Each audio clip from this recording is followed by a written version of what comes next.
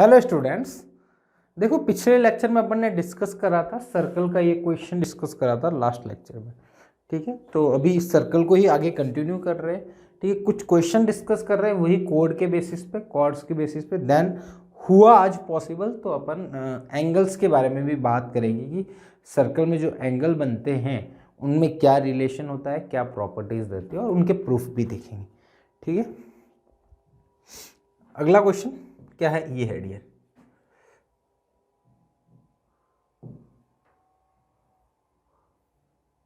या ये रहा, इसने क्या बोला, L is a line intersect the two concentric circle, this है ना, इन दो कॉन्सेंट्रिक सर्कल को यहाँ इंटरसेक्ट कर रही है। ठीक है, with a common centre O and ABCD in a figure, AB और CD इक्वल होगा, ये प्रूव करना। देखो यहां से सपोज आप ये इससे परपेंडिकुलर है। ठीक है, परपेंडिकुलर है तो कभी भी कोई भी परपेंडिकुलर ड्रॉ करते हैं कॉर्ड पे तो वो कॉर्ड को दो इक्वल पार्ट में डिवाइड करता है। तो यहाँ पे देखो दो इक्वल पार्ट कौन होंगे, ए और ED, है ना। इफ बाहर सर्कल के लिए देखो, बाहर वाले सर्कल के लिए देखूंगा तो A इक्वल टू ED होगा। ठीक है, सिमिलरली अंदर वाले सर्कल के लिए देखूंगा तो BC कॉर्ड है। ठीक है, BC पे कट कर रहा है, ठीक है, और CD पे कर रहा है। BC कॉर्ड है तो E इसका मिड पॉइंट है तो B इक्वल टू EC। ठीक है, ये दोनों होगी। अब देखो, अब सिंपल सी बात होगी। अब क्या करूँ, दोनों को सब्ट्रैक्ट कर देता हूँ, AE minus B equal to ED minus EC। ठीक है, AE में से B माइनस करता हूँ तो AB बचेगा। सिमिलरली ED में से EC माइनस करूंगा तो CD बचेगा। तो ED और CD क्या होगा, इक्वल। सिंपल सी बात है, ये पूरा पोर्शन इस पोर्शन के इक्वल है और ये पोर्शन इस पोर्शन के इक्वल, तो बचा हुआ पोर्शन भी तो इक्वल होगा पार्ट के, है ना। तो वो वाली बात हो गई। अगला क्वेश्चन, अच्छा ये तो सिंपल सा करवा दिया था मैंने question. Two equal chord of a circle of a congruent circle, मतलब दो कॉन्ग्रुएंट सर्कल है, मैंने बता दी थी ये बात तो, है ना, ये मैंने बता दी थी। ये दो कॉन्ग्रुएंट सर्कल है, ठीक है,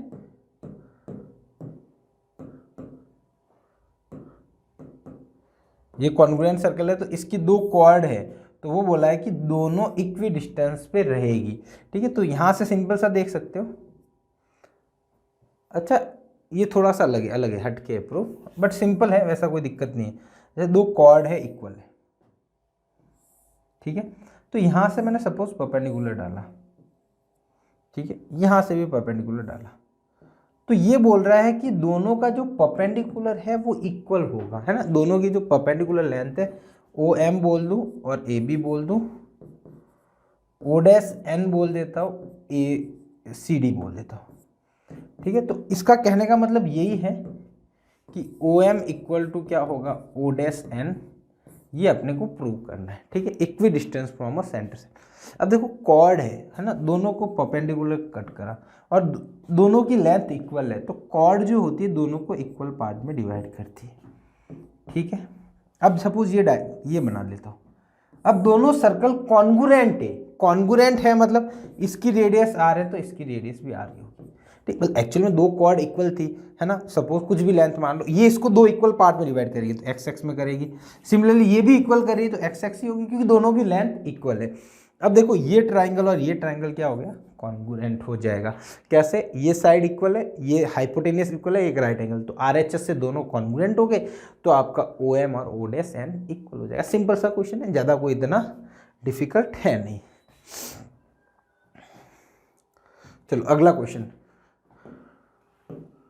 to chord AB and CD of the circle whose centre is O। ठीक है, AB और CD का दो कॉर्ड है, ठीक है,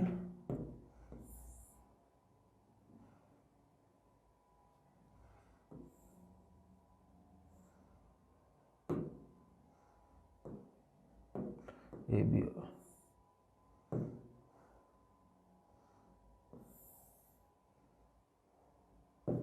है ना। इसने क्या बोला है, दोनों कॉर्ड की लेंथ इक्वल है, AB और CD, जो जाके मिल कहाँ रही है, E पे, और अपने को प्रूव करना है EB इक्वल टू ED। क्या प्रूव करना, EB इक्वल टू ED। मतलब ये दोनों लेंथ इक्वल है। सपोज मैं यहाँ एक परपेंडिकुलर डालता हूँ, है ना, यहाँ पे भी एक परपेंडिकुलर डालता हूँ। अब मेरे को बताओ, जब दो कॉर्ड इक्वल है तो उसके जो सेंटर से उनकी डिस्टेंस होती है ना वो भी इक्वल होती है। मैंने बताया था ये कहीं, ये नहीं बताया शायद, है ना, ये मैं बता देता हूँ, है ना, यहाँ पे लिख लेता हूँ, two equal chords are equidistance from centre. कहने का मतलब डियर ये है कि दो कॉर्ड इक्वल है ना, ये दो कॉर्ड ली मैंने, सपोज दो कॉर्ड, एक ये ली और एक ये ली, दोनों कॉर्ड इक्वल है तो वो सेंटर से सेम डिस्टेंस पे रहेगी, है ना। ये जैसे ये बोला था दो अलग अलग सर्कल के लिए कॉन्ग्रुएंट सर्कल, ठीक है, इक्वल कॉर्ड्स होते हैं, ये दो अलग अलग सर्कल के, एक ही सर्कल में दो कॉर्ड इक्वल है तो दोनों इक्वल डिस्टेंस पे रहेगी। कैसे देखो, सपोज मैं यहाँ से परपेंडिकुलर डालता हूँ और यहाँ से भी परपेंडिकुलर डालता हूँ, ठीक है, ओ ले लेता हूँ, ए बी ले लेता हूँ, एम ले लेता हूँ, सी डी ले लेता हूँ और एन ले लेता हूँ, ठीक है डियर। अब देखो ये सपोज मैंने ये इसकी रेडियस बना दी, इसकी रेडियस ये बना दी, ये आर है ये भी आर है, ठीक है। अब ये दो कॉर्ड इक्वल है, ठीक है, तो ए बी और सी डी इक्वल है ना। तो देखो ए बी का ये क्या होता है, ए बी का आधा है, ये ए बी का दोनों इक्वल पार्ट हो गए क्योंकि परपेंडिकुलर, सिमिलरली ये भी परपेंडिकुलर तो ये दोनों इक्वल हो गया। तो ए बी का, ए बी दोनों ए बी और सी डी इक्वल है तो उनका आधा आधा पार्ट भी इक्वल होगा।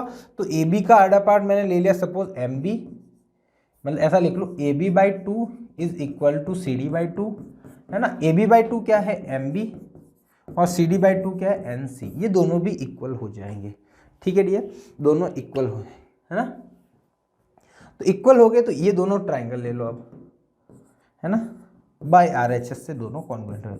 आर एच एस से कौन कौन सा कॉन्ग्रुएंट हो जाएगा, triangle C O N is congruent to triangle B O M, ठीक है। तो यहाँ से आप कॉन्ग्रुएंस पार्ट इक्वल कर दोगे तो O N equal to C P C T से आ जाएगा आपका O N equal to O M, ठीक है, ये दोनों एक दूसरे के इक्वल हो जाएंगे, ठीक है। तो ये इसी कॉन्सेप्ट को मैं यूज कर रहा हूँ कि ये इन्होंने बोला है कि दो कॉर्ड इक्वल है, दो कॉर्ड इक्वल है तो यहाँ पे m ले लेता हूँ, यहाँ पे n ले लेता हूँ, तो ये देखो ये इसके परपेंडिकुलर, ये चारों ही चीजें इक्वल होगी, एक बात तो ये होगी, ठीक है, एक बात तो ये होगी चारों ही चीजें इक्वल, और ये जो यहाँ से डिस्टेंस होगी वो दोनों की इक्वल होगी, कुछ भी हो x x x, ठीक है। अब मेरे को बताओ ये, अब देखो ये ट्राइंगल और ये ट्राइंगल, ये देखो बाई आर एच एस,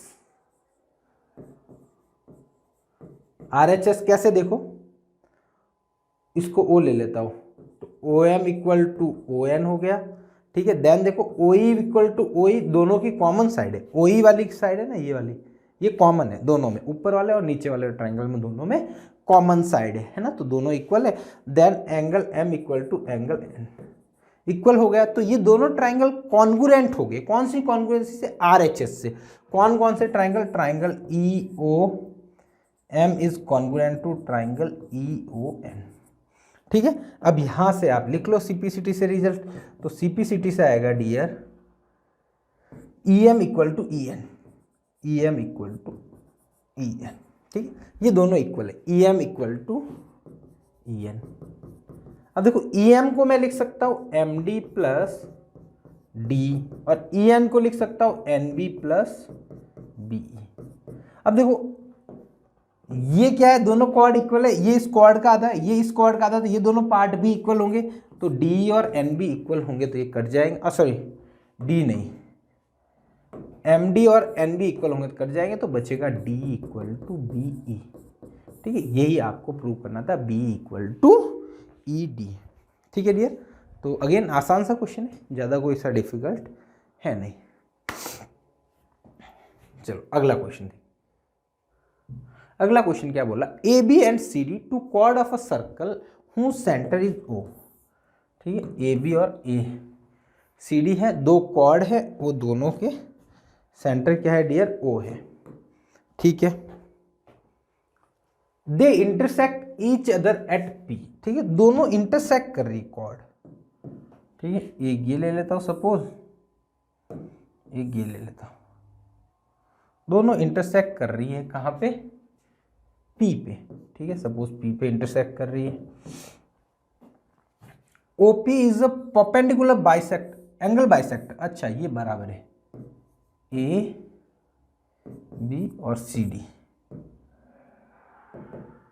इसमें शायद डायग्राम में बनाना भूल गया, ए पी डी, हाँ तो एंगल बाइसेक्टर इधर ही होगा, तो ए पी डी, ये ए पी डी इसका एंगल बाइसेक्टर है ना, तो ये एंगल अल्फा है, तो ये भी डियर अल्फा है, ठीक है, ये बात है। अब आपको प्रूव करना है कि ए बी और सी डी दोनों इक्वल होगी, मतलब दोनों कॉर्ड की लेंथ आपकी इक्वल होगी, ऐसा आपको प्रूव करना है, ठीक है। अगेन देख लेता हूं, intersect at P, if PO is a bisector of angle APD, then prove AB equal to CD, ठीक है। देखो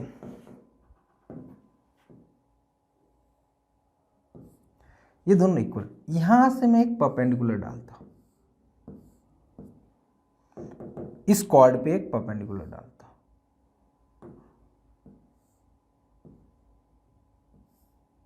ये एक परपेंडिकुलर डालता हूं, दोनों पे परपेंडिकुलर डालते हैं, ठीक है। ये सपोज मैं M ले लेता हूं, ये सपोज मैंने N ले लिया, ठीक। अब देखो अपने को पता है जब ये बाइसेक्टर, ये बाइसेक्टर है तो ये एंगल अल्फा है, ये भी अगेन अल्फा है। अब दोनों ट्राइंगल देखो, ट्राइंगल ट्राइंगल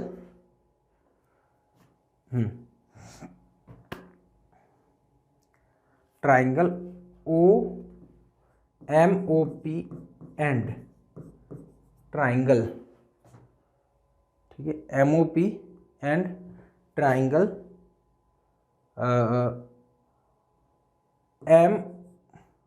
NOP, ठीक है।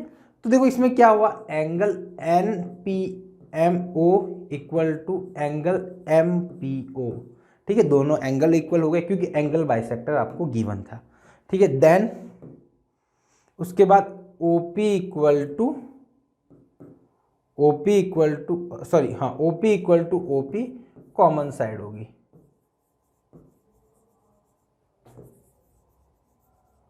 ठीक है, ये क्या हो गया, एंगल बाइसेक्टर,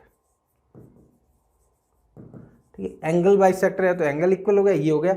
और एक ये राइट एंगल है, angle M equal to angle N equal to 90 degree. अब देखो ये एंगल साइड, तो बाई AAS, डबल AS, ठीक है, वापस बता दो, एंगल साइड, तो बाई AS से दोनों ट्राइंगल कॉन्ग्रुएंट हो गए, कौन कौन से, triangle PON is congruent to triangle POM, ठीक है, दोनों कॉन्ग्रुएंट हो गए, तो आप CPCT लगा दो, CPCT लगाओगे डियर तो आपका ON और OM इक्वल हो जाएगा, तो ON इक्वल टू OM। अब देखो ON और OM इक्वल होगी, मतलब O पॉइंट से परपेंडिकुलर डिस्टेंस इस कॉर्ड पे दोनों इक्वल होगी, तो परपेंडिकुलर डिस्टेंस इक्वल होगी, तो इसका मतलब क्या हो गया, दोनों कॉर्ड इक्वी डिस्टेंस पे होगी, मतलब chord AB and CD are equidistance from a centre. तो जब भी इक्वी डिस्टेंस पे रहती है कॉर्ड तो वो इक्वल रहती है, या फिर उल्टा भी बोल सकते हो, इक्वल होती है तो इक्वी डिस्टेंस पे होती है, ठीक है। तो यहाँ से क्या हो गया, so that AB equal to CD, है ना। यहाँ पे आगे स्टेटमेंट आप लिख सकते हो ब्रैकेट में, chord AB and CD are a equidistance from point O from center so that both chords are equal. Clear dear? ठीक है, तो ये कुछ क्वेश्चंस थे जो कॉर्ड के बेसिस पे थे, है ना, अपन ने कॉर्ड वाले क्वेश्चन थे जो अपन ने सॉल्व करे। Clear dear? तो आज मैं थोड़ा यहीं पे स्टॉप करता हूँ बिकॉज मेरे को नया टॉपिक स्टार्ट नहीं करना है।